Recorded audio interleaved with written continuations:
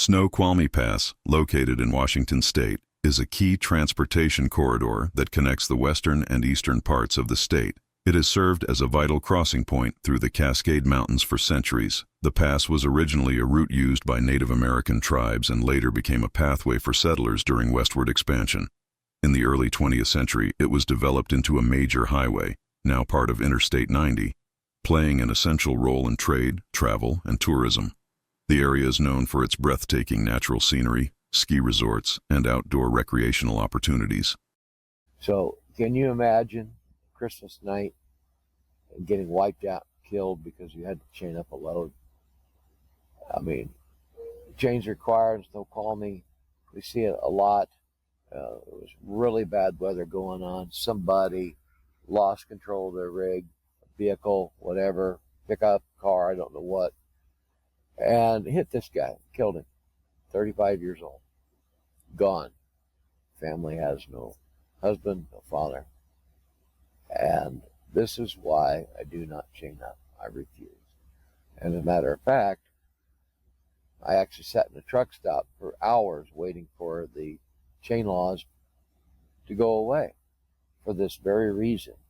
So I'm not going to get out there and mess around with it because it's not worth it.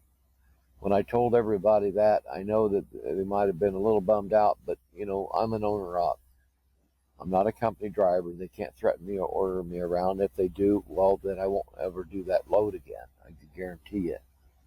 That's it, period. End of story. I absolutely will not. So I feel super bad for this person. And Cedric Blackwood did a nice write-up, and they're at tswlocal.com. That's the whole thing. Is I'm going to try and stick a link in there so he gets credit for his work, and I'm just doing commentary on it. Not trying to steal any of his stuff or anything like that. I was right down the road when this guy got wiped out. It wasn't that far away. It just drives me crazy to think that something like this.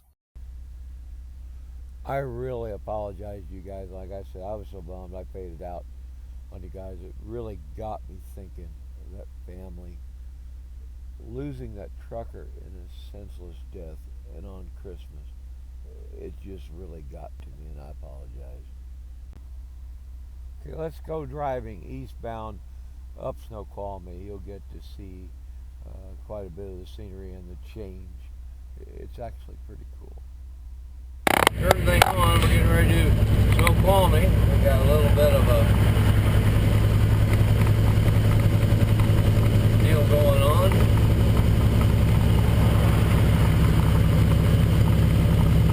This is just the leading up parts to it.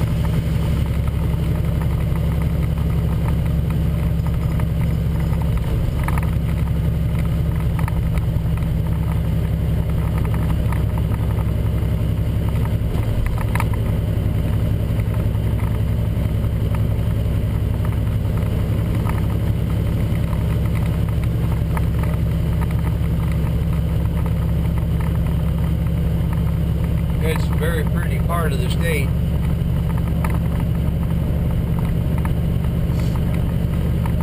Can be very dangerous, and it has quite the history.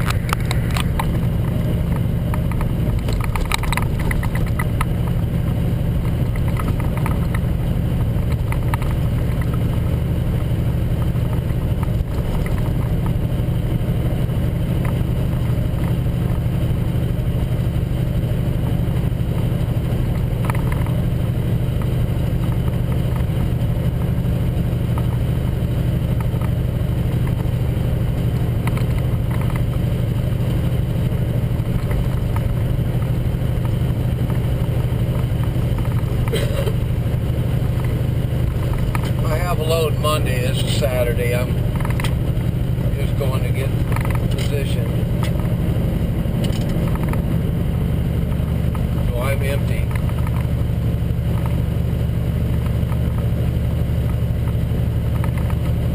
In no hurry at all.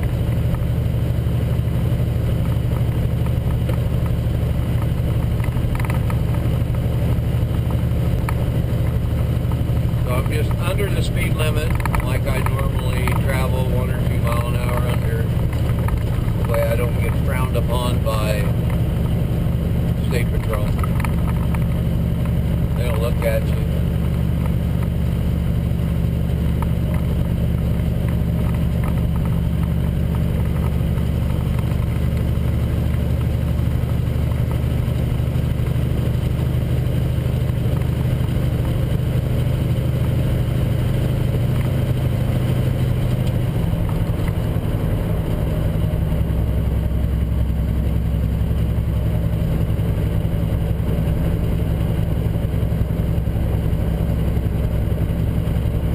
I remember to put up the other sun visor. It seemed to block the last video just a little bit on the right, so you can kind of see a little bit more what's going on. Look at all the misty mountain,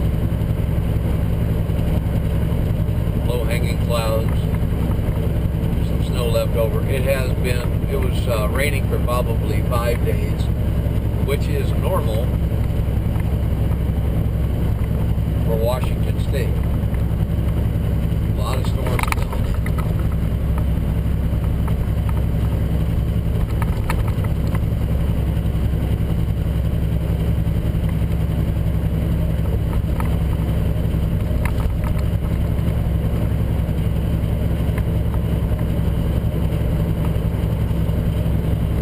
A lot of people really do enjoy the scenery. On my last video, Cabbage Pass.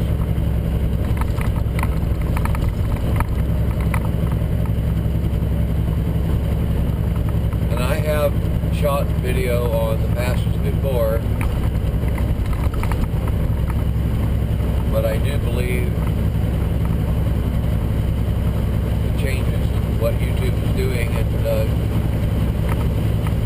showing videos to more people works pretty well. Some of these truck lanes I do not take because I am empty and they're very short.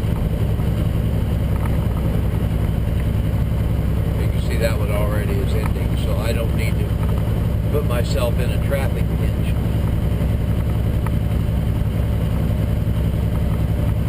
A lot of the guys that come over and gals that come over with these heavy containers, sometimes they're really got a lot of weight on, multi-axle, more than a normal 18-wheeler.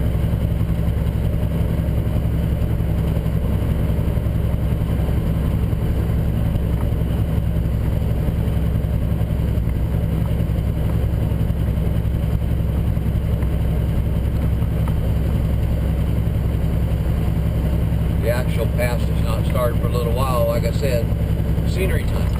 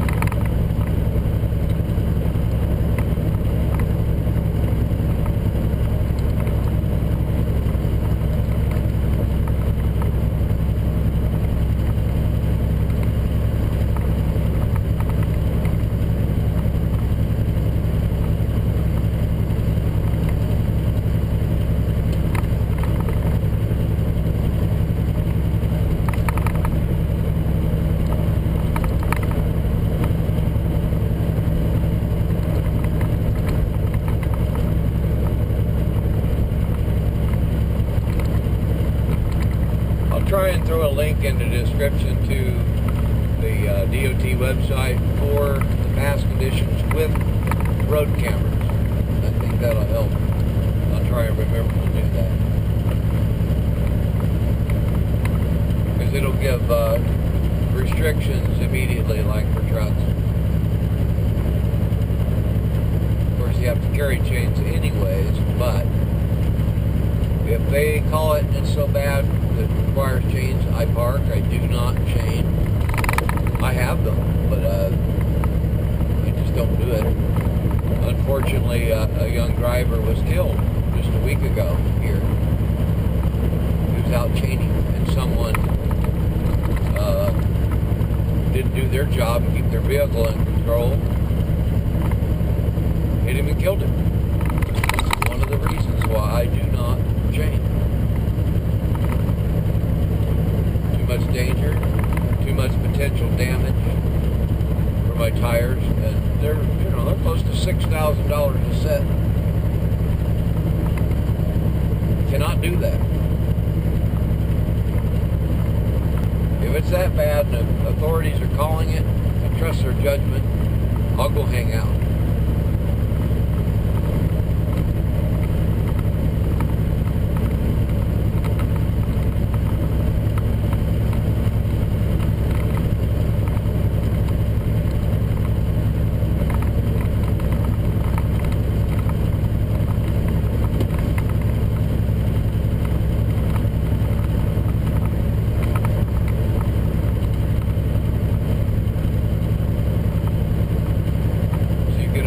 With the natural pass like this, it's been used for many, many generations, long before roads.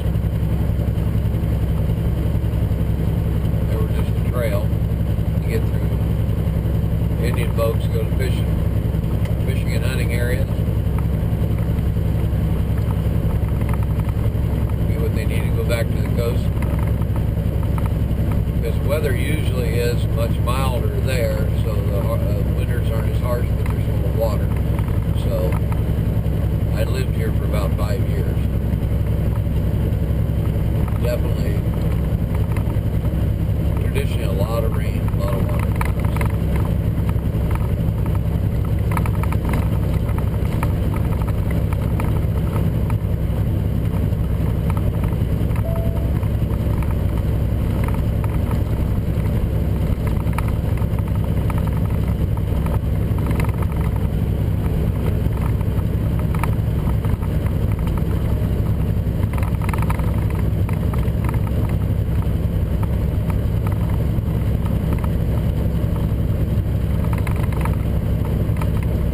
Snow line now.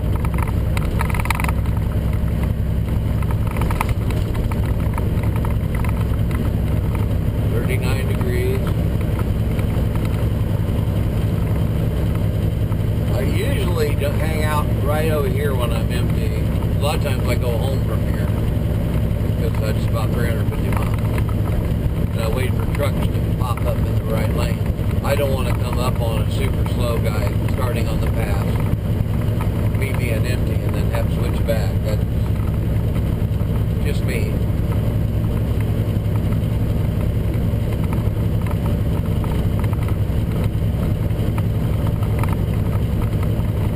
Same thing for cars, just be advised, and I think most everybody's aware, but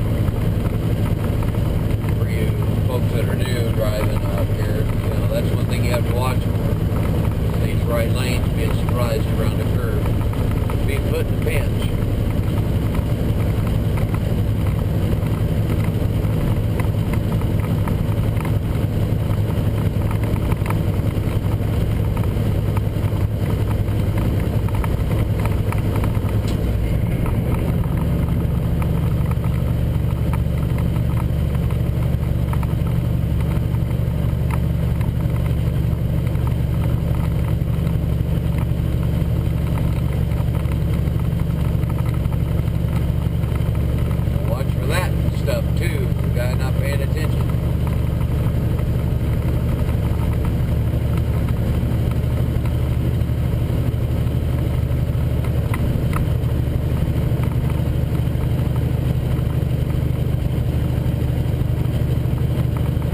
up close to the snow line. Really pretty, isn't it?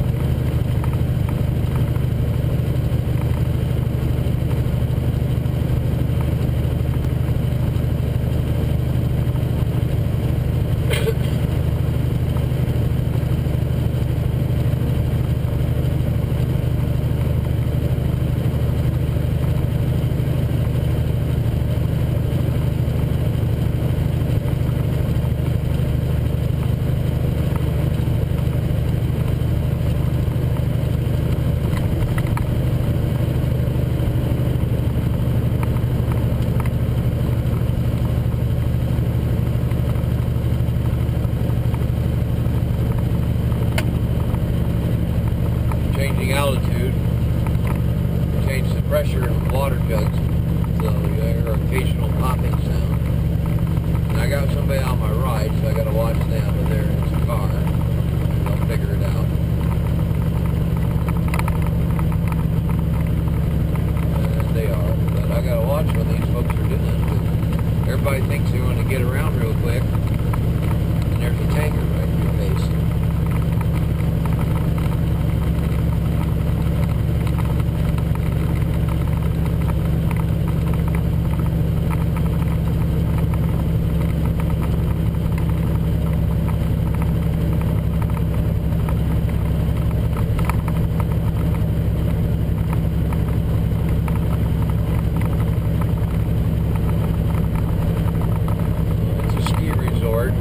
So you can expect exiting traffic at the top.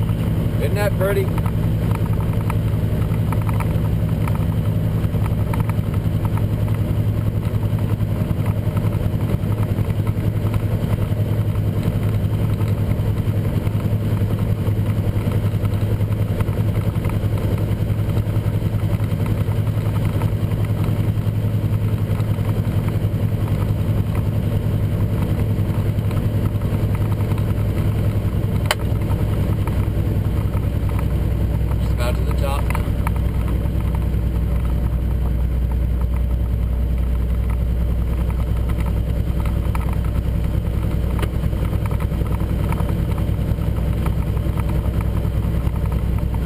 Reason to stay over here.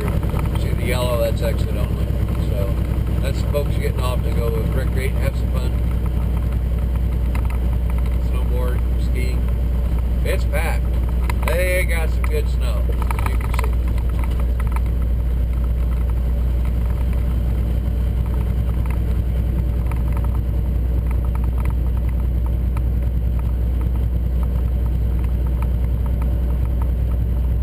Instantly we changed from nice green trees and everything to just snowpack, and it looks to be, they got several feet obviously. You know, the cut on the side tells you a little bit. I've seen it up to 20 feet here. It was just crazy. If you look on the map,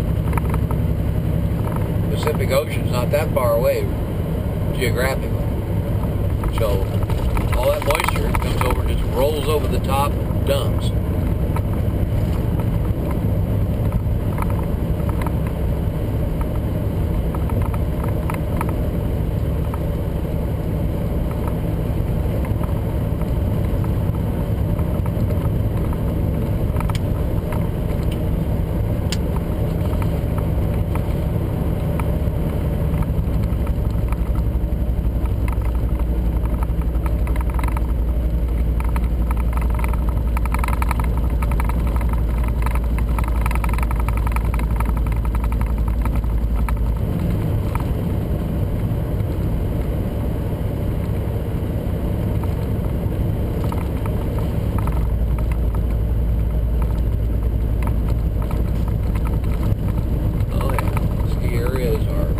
Pretty packed with parking.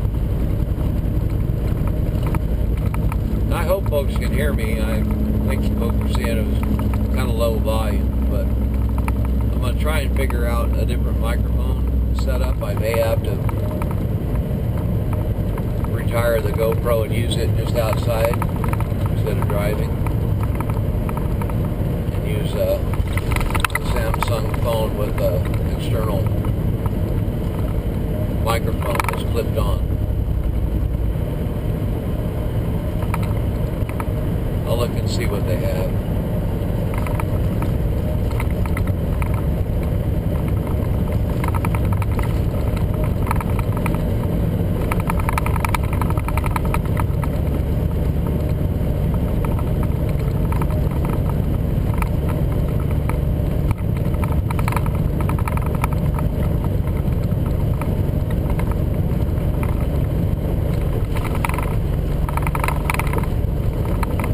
Traffic's so heavy, they're having to use police to direct at intersections.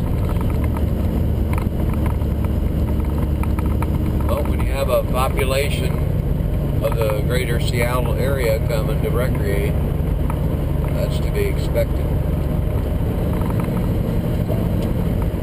Okay, and then we're back up to 60. 33, so we're good to go.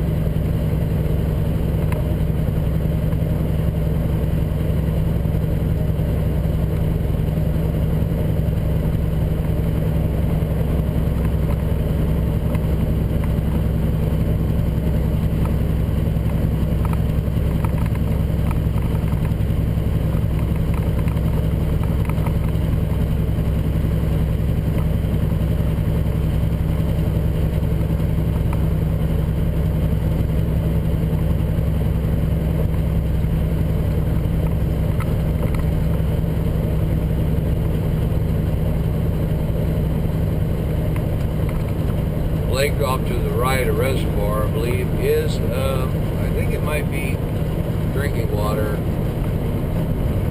for Seattle. They have a similar setup in Denver, too. I may be wrong, I just heard that somewhere, have not verified it.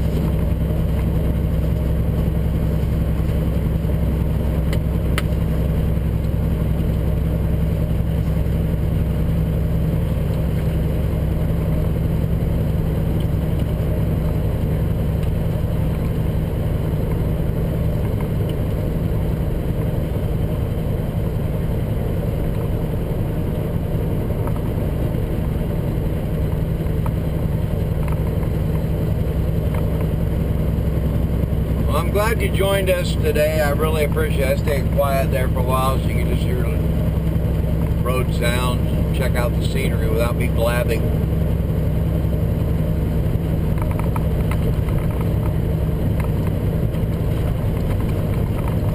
Everything's pretty much done and over with, but we're getting into a little bit of visibility change, so I'm going to watch that.